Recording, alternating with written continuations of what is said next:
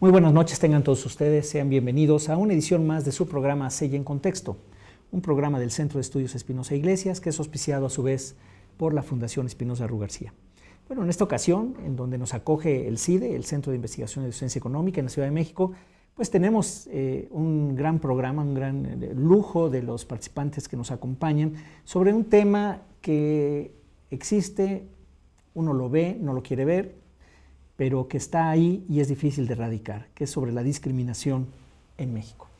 Bueno, pues para esto tenemos a tres personas que conocen muy bien desde dentro lo que esto ha significado, lo que ha ocurrido y sobre todo, digamos, el resultado de un reporte grande que llevó a cabo el Consejo Nacional para Prevenir la Discriminación, el CONAPRED, y que aquí tenemos pues a su coordinador del reporte, al maestro Ricardo Rafael. Muchas gracias, Ricardo, por estar con nosotros. Muy feliz de estar en este programa. Muchas gracias. A Mireya del Pino, la maestra Mireya del Pino, quien es directora del CONAPRED en el tema de estudios y políticas públicas. Mireya, muchas gracias. Al contrario, muchas gracias a ustedes por la invitación. Y Claudia Debler, quien es investigadora del CEI, ferviente admiradora, ex del CONAPRED, así es que es parte de la familia CONAPRED también, pero también de parte del CEI. Muchas gracias, Claudia. Gracias por la invitación, doctor. Bueno, pues es un reporte importante, Ricardo, que se llama el Reporte sobre Discriminación en México 2012. ¿Cómo surge? Sé que hay una encuesta, en fin, platícanos un poquito cómo surge el reporte y qué dice. La historia tiene años atrás. El primer reporte sobre la discriminación que se hizo en México se elaboró entre los años 2001 y 2002. Una comisión ciudadana que encabezó en aquel entonces Gilberto Rincón Gallardo. Tuvo apoyo, por cierto, del gobierno de Vicente Fox, pero incorporó a una enorme cantidad de especialistas, activistas, luchadores contra la discriminación, en fin, que se dieron cita por primera vez para confirmar que en México había discriminación, porque hay que decir que por allá de los años 2000, en México todavía había la idea de que en México no se discriminaba, había desigualdad, pero no se discriminaba. Había quien llegaba a decir que como aquí no hubo negros, cosa que además es falso, como además es falso. No había discriminación. Es tan grave el asunto que todavía en el 2002 el gobierno mexicano declaró ante uno de los comités de la ONU, justamente responsable de vigilar los convenios relativos a discriminación racial, que en México no había discriminación racial. Veamos de dónde veníamos. Ese reporte creo que fijó las bases de una discusión que logró dominar la primera década de este siglo, y en esa década es cuando justamente se aprobó la ley para prevenir y eliminar la discriminación, y también se creó el Consejo CONAPRED, a quien hacía referencia. 10 años después, Ricardo Bucio, actual cabeza de CONAPRED, tiene la decisión de hacer un segundo reporte. A 10 años de las reformas constitucionales, de aquel reporte, de la creación de CONAPRED, ¿qué ha pasado? Y te lo digo de manera sucinta, este reporte cambia de estrategia. En 2001-2002, la estrategia fue revisar aquellas poblaciones vulnerables o en circunstancias de ser discriminadas. Y así se construyó cómo está la situación de las mujeres, como la de las personas con discapacidad, indígenas, discriminación racial, discriminación religiosa. La decisión ahora fue distinta. Vamos a revisar los procesos en los que ocurre la discriminación y cómo se afecta a esas poblaciones. A ver, ¿cómo ocurre la discriminación en el ámbito de la salud y la alimentación? ¿Cómo ocurre la discriminación en el ámbito del mundo del trabajo? ¿Cómo sucede en el ambiente o en el ámbito político? ¿Cómo en el proceso penal? ¿Cómo en la justicia civil? ¿Cómo en la transparencia? En fin. Entonces juntamos una serie de 6, 7 temas y a partir de ahí explorar los campos donde ocurre la discriminación. Por eso ahora son tantos volúmenes, porque es uno por campo. Se invitaron, como en aquella ocasión, a muchos especialistas, cada uno por campo. Se pidieron ponencias, hubo una participación de más de 300 personas en la organización de este reporte. Me tocó conjuntar toda esa información, que creo que nos ofrece hoy una agenda para los próximos 10 años de lucha contra la discriminación. Me detengo aquí anunciando que esa es la otra forma de desigualdad. Es decir, una agenda para la lucha los próximos 10 años contra la otra forma de desigualdad. Tenemos mucho y sabemos mucho de la desigualdad económica. Aquí podemos saber cómo está la desigualdad de trato. Me detengo aquí si quieres después para que profundicemos. Bueno, muy bien. Mireya, ¿tú cómo ves el informe? Bueno, pues fundamentalmente el reporte ha sido para el Consejo Nacional para Prevenir la Discriminación una herramienta valiosa y de gran alcance, de tal manera que ha funcionado al día de hoy el reporte con todos sus capítulos o todos sus apartados como una plataforma diagnóstica que nos ha permitido establecer, digamos, nuevas líneas de trabajo y de profundización en el ámbito en el que el Consejo está trabajando para combatir la discriminación, pero fundamentalmente el diagnóstico se constituyó, el reporte se constituyó como un diagnóstico para que pudiéramos nosotros elaborar el actual Programa Nacional para la Igualdad y No Discriminación, que anteriormente era el Programa Nacional para eliminar la discriminación, ahora es por la igualdad y la no discriminación.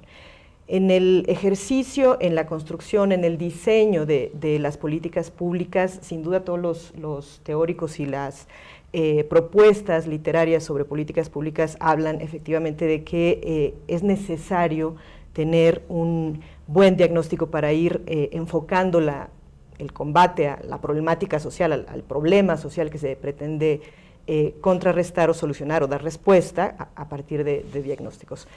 Y el reporte de 2012 fundamentalmente nos arrojó esta mirada que comenta Ricardo, Rafael, en relación a estos campos donde la discriminación opera hoy de manera a veces no tan visible como lo comentabas tú hace un momento, y recogió, a mí me parece que también es importante esta parte del reporte, recogió la mirada también de muchas de las personas que participaron en las mesas de trabajo de este reporte, es decir, fue una forma de construir este reporte, este diagnóstico participativa y consultada, y eso es importante también desde la perspectiva de la igualdad y la no discriminación, cuando las personas que trabajan con las situaciones, con las personas que son discriminadas, con los procesos que influyen en que la discriminación se profundice,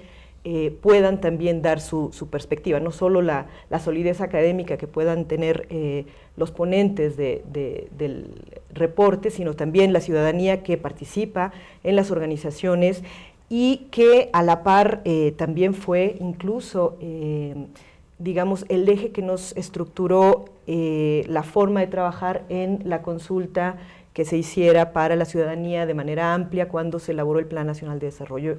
Yo creo que fue un momento importante y justo el momento en el que sale el reporte, en el que se publica el reporte, porque nos permitió también que este proceso de consulta para el Plan Nacional de Desarrollo, digamos que arropara y tuviera un alcance mucho más potente, diría yo, en lo que hoy se consolida como Programa Nacional para la Igualdad y No Discriminación.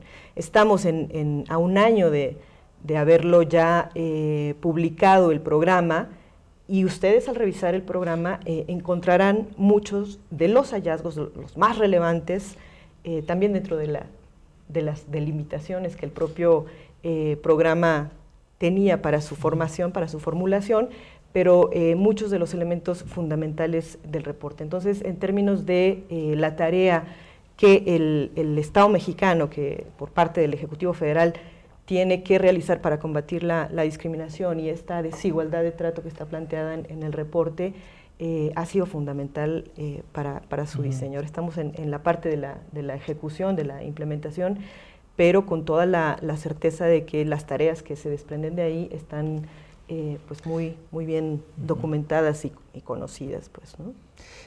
Claudia, ahí decía Ricardo hace un momentito, partíamos de una situación de ignorancia total al 2012, donde hay un reporte pues importante de diagnóstico y donde sirve de insumo importante para un plan ya de los siguientes años. ¿Tú cómo ves esa transformación, Claudia? Nada más, digamos, es un paso cuántico. Tenemos un par de minutitos antes de irnos al corte, pero... Yo puedo hablar desde el lado de los investigadores, de quienes utilizan estos documentos como herramienta de trabajo para ya sea evaluar política pública o justamente hacer propuestas específicas de política pública. Me parece que un reporte de esta naturaleza era impensable antes del 2000. Y me parece que justamente personas que realizaban investigación no tenían estos insumos para determinar la realidad que vivía, palpar la realidad que vivían los mexicanos en torno al tema de discriminación. Yo creo que uno de los graves problemas de la discriminación es la invisibilidad. El hecho de que la ciudadanía pueda entender qué es la discriminación, pero no asumirse a sí mismo como alguien que discrimina. Un reporte de esta naturaleza le pone nombre y apellido a los grupos discriminados, pone casos específicos en donde se presenta la discriminación y es más fácil, digamos, entender el fenómeno y de ahí tomar responsabilidad de cómo vamos a actuar en consecuencia. Me parece que para este tipo de documentos permiten una claridad en la construcción de ese concepto y también la toma de responsabilidades del ciudadano para no discriminar, para exigir que no se discrimine y justamente para crear las condiciones para que esos grupos que son, digamos, que tienen cierto grado de vulnerabilidad o que son propensos a la discriminación, también reciban ese apoyo por parte de la ciudadanía para que no sean discriminados.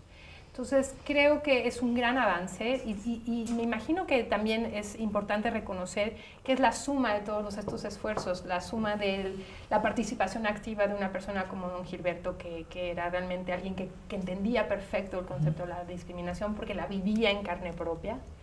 Y yo creo que para quienes trabajamos el tema de la no discriminación, a veces es difícil hasta para nosotros entender la discriminación cuando no la vivimos. Entonces, me parece que la elaboración de documentos como las encuestas y los reportes y los programas permiten al ciudadano, no solamente a la administración pública, sino al ciudadano entender el concepto y estar consciente de que no puede ser parte de un fenómeno de esta naturaleza, que corroe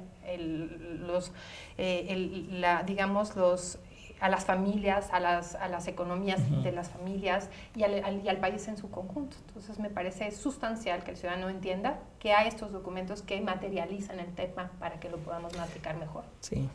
Bueno, pues yo creo que queda muy bien planteado de dónde venimos, cuál es la naturaleza del reporte. Nos tenemos que ir a un corte, pero regresamos, pues ahora sí, para meternos a las tripas, si les parece bien. Muy bien. Regresamos, estamos con ustedes en Sí en Contexto. Volvemos.